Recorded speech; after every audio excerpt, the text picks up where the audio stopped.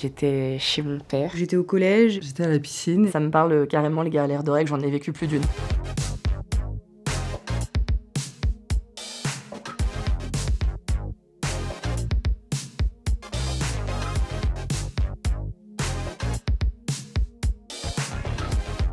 Les galères de règles, ça me parle définitivement. Et ça arrive encore beaucoup trop souvent. Ça me parle pas spécialement. J'ai eu des galères, mais pas tant que ça, j'anticipais à chaque fois. Ça me connaît vraiment. Je pense comme beaucoup de femmes. Plus jeune, aujourd'hui ça m'arrive pas. Ça me parle parce qu'en fait je suis quelqu'un qui est pas du tout organisé. Ça me parle pas tant que ça, j'ai eu de la chance sur ce sujet. Là, comme ça, je me souviens d'une galère de règles en particulier où j'étais au collège et je devais rester plus longtemps à l'école et en fait, je me rends compte que j'ai une énorme tache de sang sur mon pantalon. Et du coup, j'ai appelé ma mère à l'aide qui est venue me sauver vaillamment en m'apportant un nouveau pantalon parce que c'était pas trop l'endroit où j'avais vraiment envie que ça arrive, quoi. J'étais à la piscine et je sentais qu'il y avait quelque chose qui coulait qui était pas normal. Bon, j'avais de la chance, c'est que ma prof avait ce qu'il fallait. Une fois, j'étais chez mon père. J'ai eu mes règles. Sauf que j'arrivais pas à lui dire, je n'arrivais pas, donc je me suis tue. J'ai mis du PQ, je me douchais tout le temps. Il me disait « Ah, t'es propre ma fille, hein, ouais. » Si tu savais. Ma pire galère de règles, c'est mon endométriose. Moi, j'ai des fortes douleurs pendant les règles, plutôt au niveau quand même du ventre, du bas du ventre, etc.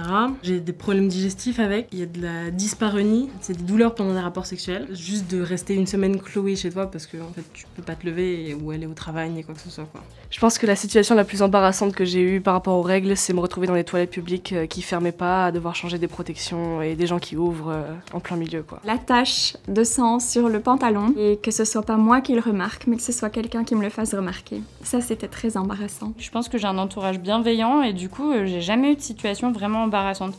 Puis après, je pense qu'il en faut beaucoup aussi pour m'embarrasser. Oui, ça m'est arrivé de me réveiller dans un lit qui n'est pas le mien, par exemple, et de voir que j'ai complètement taché les draps. Tu sais pas trop comment réagir, donc discrètement, tu vas frotter avec de l'eau froide. J'étais au travail, j'étais sur une terrasse. Je me suis relevée et voilà, il y avait une tache sur le fauteuil, c'était un peu gênant. Je crois que j'étais au lycée, je sais pas ce qui s'est passé, mais malgré les deux protections, ça a quand même fuité sur la chaise. Alors j'ai tout nettoyé, je suis partie, je suis rentrée chez moi et je suis plus revenue avant le lendemain. Il y a eu quelques personnes qui l'ont vu, mais surtout des copines à moi, et elles ont été super compréhensives en mode « Oh mon Dieu, vite, prends ma veste et tout ». Donc on est assez solidaires, donc ça c'est super chouette. C'est ma hantise, à chaque fois que je me lève, je vérifie, même en plein cours des fois, je vérifie au cas où. Ça arrive régulièrement, on a toujours ce petit doute d'humidité et on regarde notre copine en disant effectivement « Regarde mes fesses, regarde si j'ai une tache ». Je demande à mes collègues des fois de checker, donc elles se mettent assises discrètement, elles regardent, elles me disent, elles me font un petit signe, c'est bon, il y a rien. Le jour où moi j'ai eu une tache, j'ai eu une amie en même temps, donc comme ça on faisait la paire. Moi je choisis totalement la tenue en fonction de mes règles. Les jeans blancs c'est non, et souvent une chemise assez longue qui dépasse pour cacher au cas où, on sait jamais. Et jamais de vêtements clairs et blancs, enfin autant pas prendre de risques, quoi, ça c'est sûr. C'était l'été. Je détestais mettre des shorts parce que j'avais toujours peur que ça passe à côté. Je choisis comment m'habiller pour anticiper la fuite si fuite il y a, bien sûr. J'aime bien porter des trucs assez larges pour être confort. J'aime bien avoir une grosse culotte. J'organise un peu mon emploi du temps par rapport aux règles parce qu'effectivement, c'est pas forcément des moments où on se sent très bien avec soi, très bien dans son corps. Et du coup, j'ai du mal à être à l'aise avec les gens à ce moment-là. Donc c'est vrai que si j'ai un rendez-vous important, par exemple, j'essaye de faire en sorte de le décaler au maximum, ou un date, ou n'importe quoi. Là, par exemple, aujourd'hui, j'ai mes règles. C'est mon premier jour. Je suis très fatiguée. Mais je me suis dit, au moins, c'est dans le thème, donc... C'est déjà arrivé, oui, que j'organise mes vacances en fonction de mes règles, parce que j'essaye de pas être trop inconfortable par rapport à mes vacances. J'évite de faire du sport, parce que du coup j'ai encore plus mal et je suis encore plus fatiguée après. Et je maximise le télétravail pour pas trop aller au bureau et pas trop prendre les transports parce qu'il fait trop chaud. Après, effectivement, c'est toujours plus ou moins sympa suivant ce qu'on fait. Forcément que si on a prévu un week-end que tous les deux en amoureux, je préférerais ne pas avoir mes règles. Bah là, je suis célibataire, mais... Effectivement, si je les ai, non. Enfin, j'évite d'aller en week-end. Maintenant, s'ils sont là, ils sont là. Hein. Ben, si je veux voir mon amoureuse, j'essaye de caler ça, voilà, histoire que tout se passe bien.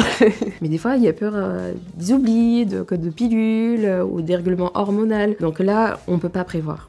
Ouais, ça me gênerait beaucoup, je pense, si mes règles débarquaient à un moment inattendu, d'aller dans la rue et demander à n'importe qui une protection. J'ai déjà senti le fait d'avoir mes règles et que j'avais aucune protection et de devoir aller voir plein de filles et de leur dire « Excuse-moi, est-ce que t'as une serviette à me dépanner, s'il te plaît ?»